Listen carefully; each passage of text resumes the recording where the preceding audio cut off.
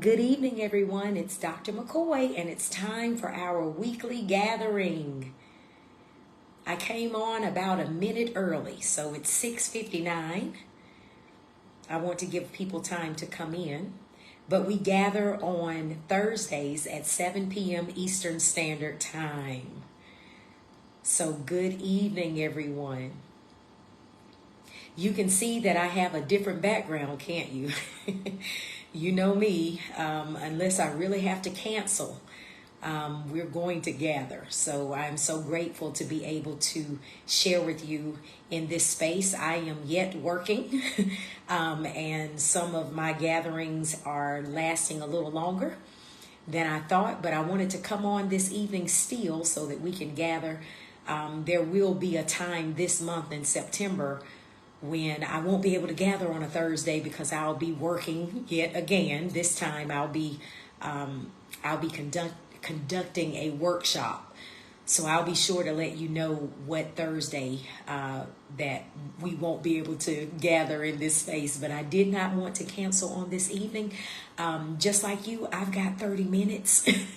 Okay, so I'm live here again in a different place, different location. I'm working, but I want to be sure that we're able to gather. So if you hear some background noise, I apologize. But on this evening, I just wanted to come on and talk. Usually I have my green background when it's the talk, but hey, doing what we can do, right? And so I want to talk about the fact that September is National Suicide Prevention Awareness Month, okay? You may already know that, you may not know that, and I hope that you can hear me. I know I sound like I'm whispering, but that's because I'm in a space where I want to be sure that I'm not distracting others around me. But did you know that September is National Suicide Prevention Awareness Month? Well, if you didn't know, that's okay. We're going to focus on that on this evening. I really want to focus on it particularly because when I was in middle school, I had a friend by the name of Alex. And Alex was a joy. Thank you. You can hear me. Okay, good. Alex was a joy. Alex was my friend. Whenever we were on the bus, he would sit in the back of the bus and he would sing songs. And he was just a high-spirited person. And we were middle schoolers. And one day, I got word that Alex completed suicide by a single gunshot wound to the head. Yes, my young friend in our young age, he completed suicide. And he actually did that in the backyard of his grandmother's house, which was en route to our middle school. And after this happened, I can tell you that I still had to ride the same bus. We still took the same route. And every time I passed his grandmother's house, I would try to peek over the fence, if you will, just to look. I'm a middle schooler, and I'm just wondering, what is suicide all about? Why would Alex do that? So many older people around me always said that kids don't have anything to worry about.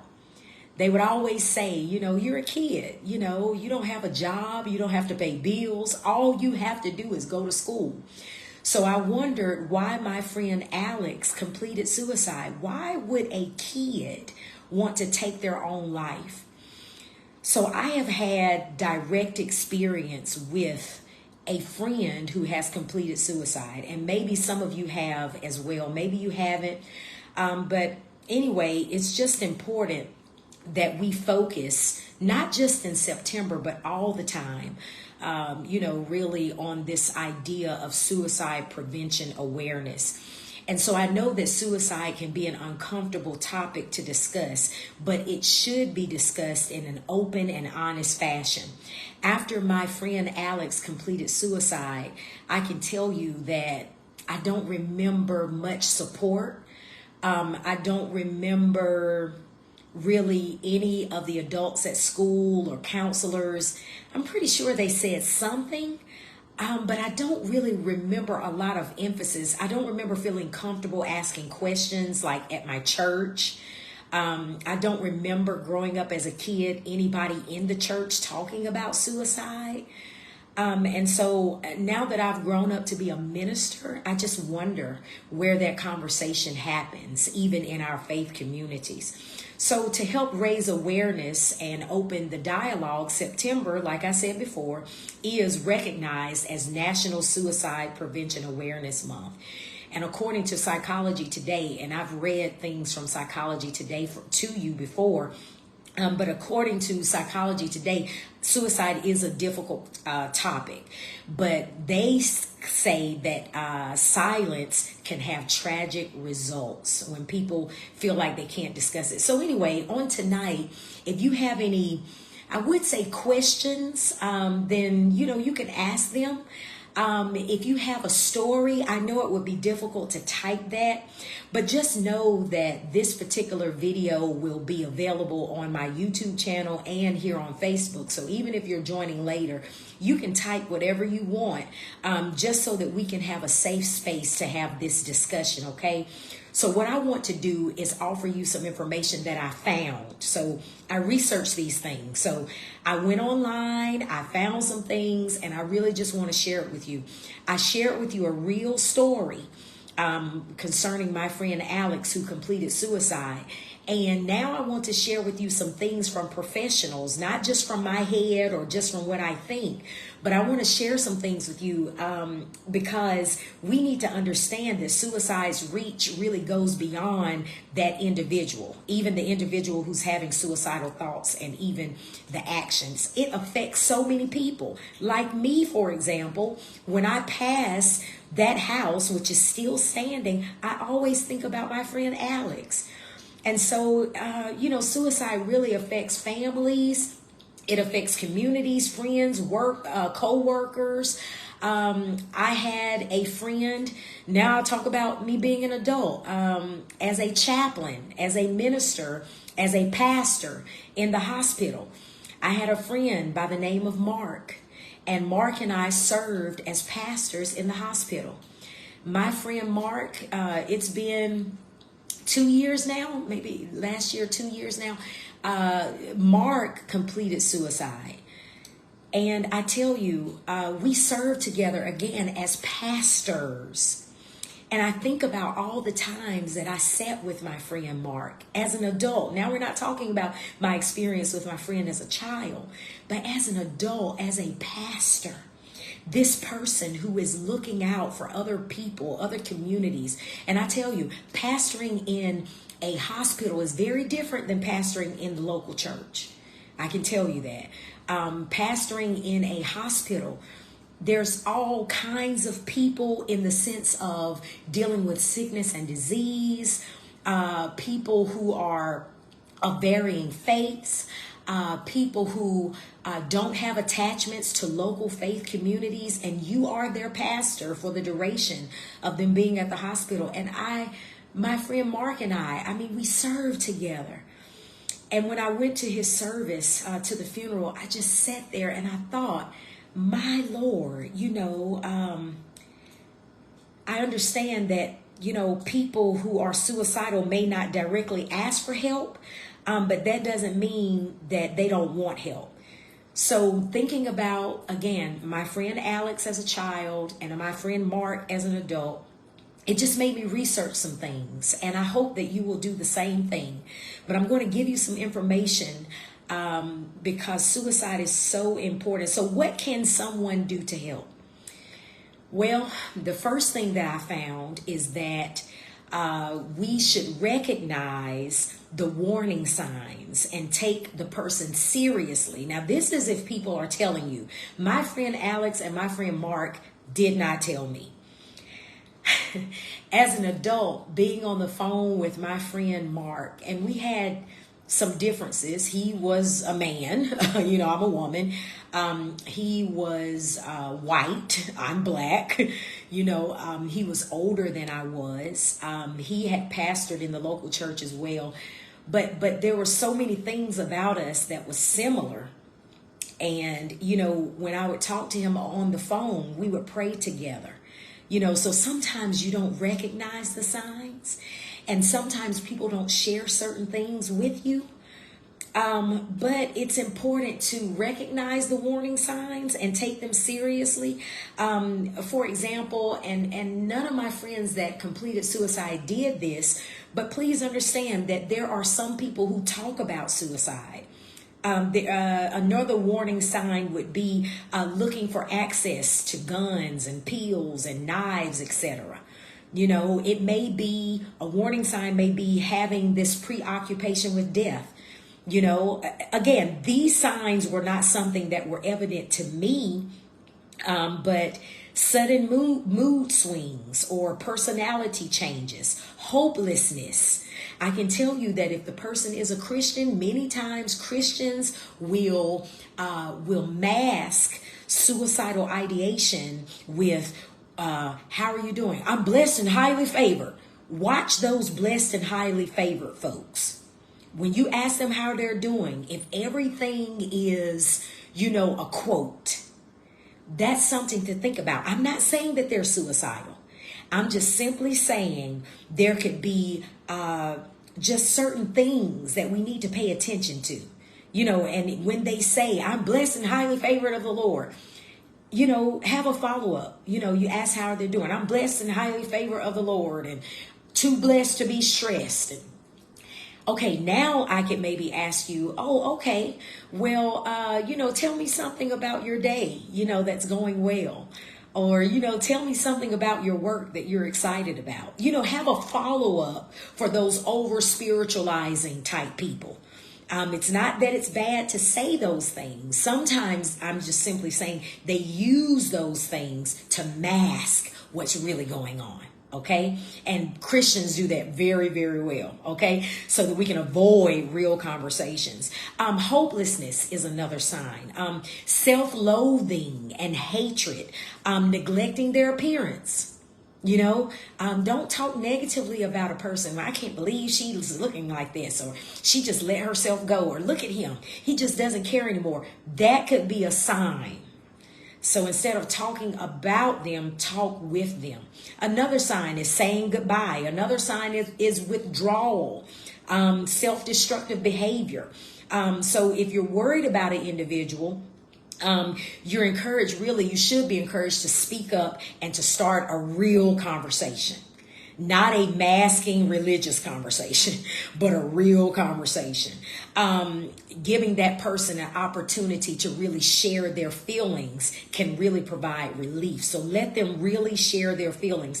Don't make them think that they have to be like a super Christian, for example. And I'm using that because that's what I do. I mean, I work with Christians a lot. You know, I even work at a seminary. And so I'm around those kinds of people all the time. But start a conversation with a simple statement that really reflects your concern. Like I said, after they say they're blessed and highly favored of the Lord and they're too blessed to be stressed and all those things, say something like, if you notice some things, say something like, you haven't seemed like yourself lately. You know, so I just wanted to check in with you. That's all. Just wanted to check in. Or how are you doing? I mean, I've noticed that, you know, there's been some changes and I just want to make sure that you're okay. You know, something like that. Don't be offensive. Don't be judgmental or anything like that. But just remind them that they're not alone and that you're in their corner, you know, okay? And let them know that the way that they're feeling now can actually change, because suicide is a permanent solution to a temporary problem. Okay? So just let them know that what they're feeling can change, and let them know that you care about them and you just want to make sure that they're okay. So then the second step in suicide prevention is to respond quickly. Respond quickly. I know that sometimes we say, well, I just need to give that person some space.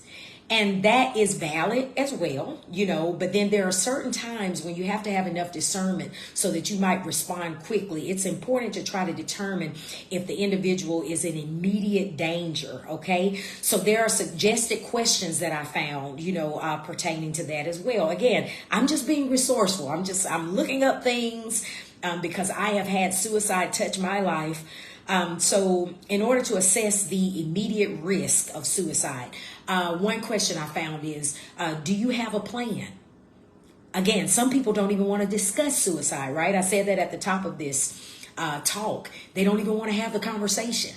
But there needs to be open, honest conversation. So if you notice some things, then you need to ask the person, do you have a suicide plan? Do you have what you need to carry out your plan? I'm talking about a real conversation. Do you know when you would do it? Now, some people will say, but Dr. McCoy, those aren't good questions. That's putting things into their head. No, some people, I'm talking about people who already have it in their head. You know, they have it in their head, but do they have a plan? Do they have what they need to carry out the plan? Do they know when they would do it? Do they intend to really take their own life? And talk about that. If you want to use Bible, for example, if you want to do that, I've had conversations with people when thinking about Elijah in the Bible as he was escaping or fleeing from Jezebel. And he says to the Lord, I've had enough. And, you know, death was on his mind, you know, to just like, I've had enough, Lord. You know, this is just enough. And the Lord ended up eating and falling asleep and waking up, and there you go, still living. But what does it feel like to just have enough? I've had enough. I'm not saying that Elijah was suicidal. I'm simply saying that there can be moments in this life, in this experience called life, where people may say, you know, I've had enough. Well, what do you mean when you say that? You know, are you thinking about taking your own life? Is that what they mean? Listen to people enough to understand. And then the third step of suicide prevention is determining the level of risk. I found this and I thought this was so valuable. The level of risk. Some people offer, some professionals, they offer this assessment. So when thinking about the level of risk, there is a low level, there's a moderate level, there's a high level, and there's a severe level. Okay, this is what I found. Determining the level of risk, the low level is that the person is having some suicidal thoughts. And if you're just joining, September is Suicide Prevention Awareness Month. And so I'm just sharing some things. I have experienced suicide in my life, you know, with friends. And so I just want to share with us, you know, how to have a conversation, what to look for, even to assess yourself. But low level is some suicidal thoughts is what I found. No suicidal plan is in place, and they say they won't attempt suicide, but they're having suicidal thoughts. Okay, so that's a low level when thinking about the level of risk. Moderate level is suicidal thoughts. Not some suicidal thoughts like the low level, but suicidal thoughts, a vague plan, and they say they won't attempt suicide. And then I found that a high level is suicidal thoughts, a specific plan, and then they say that they won't attempt suicide, but they have a specific plan. You know, they're saying, you know, well, I wouldn't shoot myself, but I would take pills, or I might jump in front of a plane, in front of a train. You know, people have done it that way.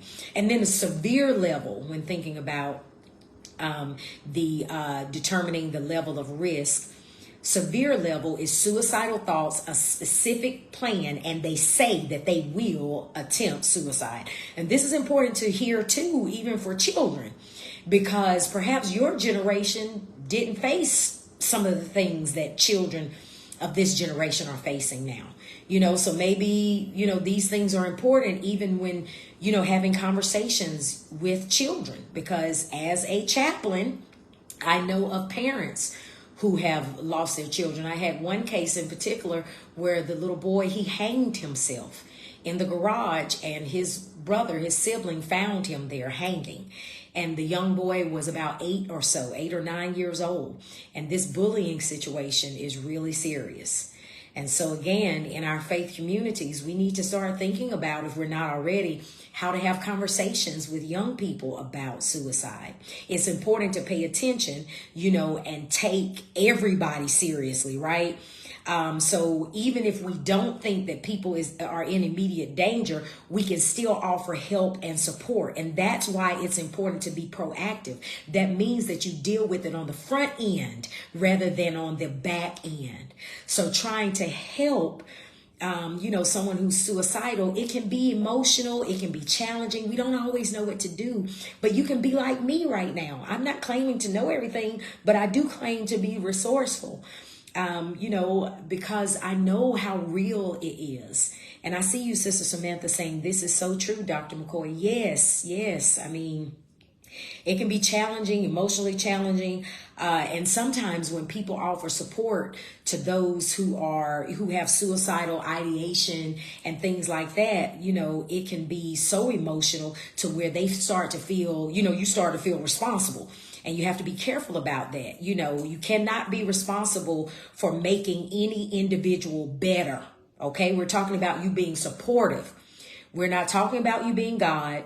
We're not talking about you carrying a weight, to the point where your own mental health is threatened. But you can offer support, and you can, help them make the decision to get the help that they need and really to commit to ongoing treatment, and even therapy, right? So you can do that. So then what are some things to do to offer support? Okay, so I would have loved to have certain conversations. I know I was a child when Alex completed suicide, but I was an adult only a couple years ago when my friend Mark completed suicide. And, I thought to myself, what are some ways that I could have been helpful? Like I reviewed our conversations and, we prayed together. We did all of those things, but he never talked to me about suicide ever. We talked about the Bible. We talked about the death of his mother, which it seemed he never really got over that, which I don't see how anybody just gets over the death of their mother. But all of those late night conversations of praying together, and I tell you, but still, these are some things to do to offer support. You can help the person find professional help, or, encourage them to go see someone. Because really, if you're not that type of a professional, you have to be so careful with what you offer people. You can be proactive in regards to reaching out. You don't have to wait until the person calls you to ask for help. You can stop by and visit them. You can invite them to dinner. You can even take a walk with them. Let them know that they matter, right? You can encourage lifestyle changes, things like a healthy diet. So many times we say we don't want to tell grown people what to do. Well, maybe they need you to tell them what to do. Somebody needs to tell some of us what to do. You need to know that, hey, you need to have a lifestyle change that positively affects you. Healthy diet. Get plenty of sleep, get your rest. Many of you tell me, Dr. McCoy, make sure you take care of yourself. And when you say that, I'm not offended by that. I need to do that. Like I said, I thought about canceling tonight because I'm already in a group situation and I've been in it all day long and it's been great. But from the crack of dawn, everything began and I was just like, oh my goodness, maybe I need to cancel Bible study. And my mom, bless her heart, she's always talking to me about self-care. You can talk to me about self-care because I know that I need to take care of myself, and so I contemplated even today, do I need to cancel today? And then I thought about the content and I said, well, this may be an opportunity to really, really be genuine because I feel like I'm a genuine person, but this subject matter I can really talk about from experience. And so I was just thinking, man, yeah, I do need to get plenty of sleep. I need to rest and I'm going to do that. I'm going to order me some food and I'm going to do that and get my things together and, prepare for my next assignment after this one. But this is just so important, get outside. I was able to do that today. But it's just so important, that we have real conversations and don't ever think that somebody's so big that you can't encourage them to take care of themselves mentally, spiritually, emotionally, and physically. I don't care how big they are. I don't care how much education they have and whatever. They can be the pastor, the bishop, the CEO, the whoever. They are human and they're going to die and be laid in a casket or be cremated or whatever, just like you. Okay, we're all going the same route. So somebody needs to tell them. That's what I'm saying. Somebody needs to tell them. But it's important too, if we're going to assist folks, to make a safety plan, assist in developing a plan for the individual so that they can identify triggers.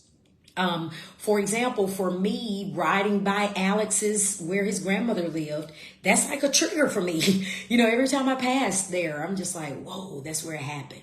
And then I have to think about suicide all over again. When I think about my buddy Mark, and I look at the way that pastors sometimes conduct themselves. And I think about my colleague Mark, who pastored, again, in the local church and as a chaplain in the hospital. And I see some of these pastors and I'm thinking, oh, my Lord Jesus, it's a trigger. Like, are they really okay? You read some of the things that they post on Facebook, and you think, are they really okay? And so, even thinking about triggers and following, the steps that are determined to be most helpful, for those persons, sometimes the plan needs to include contact numbers for the individual's therapist. That's important. Crisis center hotlines. I'm going to give you some of that information. Suicide prevention lifeline information and other contacts, real people that can help in the case of an emergency. We need people who pray and we need people who put action behind those prayers. Some people are only going to pray and that's good, but you need another group of people who are going to be proactive and to make that prayer be part of their hands and their feet. Some people are going to sit back in the rocking chair and they're going to pray and that's going to be it. But then you need a group of people who know how to physically respond to some things as well. Okay. Prayer in action. And just continue to, keep in touch with people periodically. Stop by, visit, call, check on them, and remind them that there is hope. Again, I said suicide is a permanent solution to a temporary problem. And maybe we can work out, what that means and just have a conversation and listen to them and see if what I just said, can align with their reality in some way. So then there are ways to stay involved, beyond September. So that means that we need to be sure that we share information. And some of you do. You share information about suicide year round because I see it. I see it even on social media platforms. Okay. I know there's a clergy network connection that does that. They talk about suicide. They talk about grief on a regular basis, not just when somebody dies, not just in September, but share information even on social media to help reduce the stigma associated with suicide. That's important. Keep the dialogue going. That's why I said, if you have questions or comments, even in this live space, put it in this space. So that we can dialogue, even with our family, right? Even with our friends. I know of a pastor today who attended a funeral of a young man in his 30s who completed suicide. Today, there was a funeral today. And so what's going on in those faith leaders' minds whenever that happens? How did that make you feel, to attend that type of service? You can volunteer at a local crisis shelter or a similar organization. You can donate to agencies who work nonstop to provide support, really for support and services for individuals in need. So let me just give you, as I close, just some suicide prevention resources, okay, as I prepare to close, okay? So there are many suicide prevention resources available, okay? So let me give you about 3 or 4, okay? I've given you this one before. I've even included it in a sermon. But 988 Suicide and Crisis Prevention Lifeline, that's the lifeline, provides 24-hour confidential support to anyone in suicidal crisis, or emotional distress. And so it's a 3-digit dialing code, and it will route callers. And you may need this for yourself. Don't be ashamed, okay? We want you to be here. We need you to be here, okay? And I don't mean be here for the sake of my Bible study or our Bible study. No, I mean be here so that you can do what only you can. People need you. They need your energy. There's only one you. So if you need to dial 988, dial 988, okay? National Suicide Prevention Lifeline, okay? And it connects you with a trained crisis counselor. I'm sharing information. I'm just giving you some resources. But if you need to connect with a trained crisis counselor, you can call or text 988. Okay, the American Foundation for Suicide Prevention offers resources for suicide prevention for anyone in need. Then the Centers for Disease Control and Prevention shares resources, facts, risk factors, and more. And then the National Institute of Mental Health, NIH. They share action steps to help someone, and they share other things too. So what I'll do is, as soon as I can, I'm going to put these in the comment section here, okay? But I want to thank you so much for being here. And again, there will be one night in September when I won't be able to meet with you, but I was able to meet with you tonight, okay? And I thank you so much for being here. Thank you for your time. And just know that I am taking care of myself. I have a lot of assignments, some things that I can post and tell, and then other things that are confidential due to the nature, you know, of my work as an educator. And so just keep me in prayer as I do all of these things, okay? And again, I want to thank you so much. I'm going to get me something to eat, and I'm going to get my rest, and I'm going to see you soon, okay? God bless you. Take care of yourself, okay? And I hope that this has been helpful. God bless you. Did I say that? I think I said that about 4 times. Okay. You're welcome. Have a great night.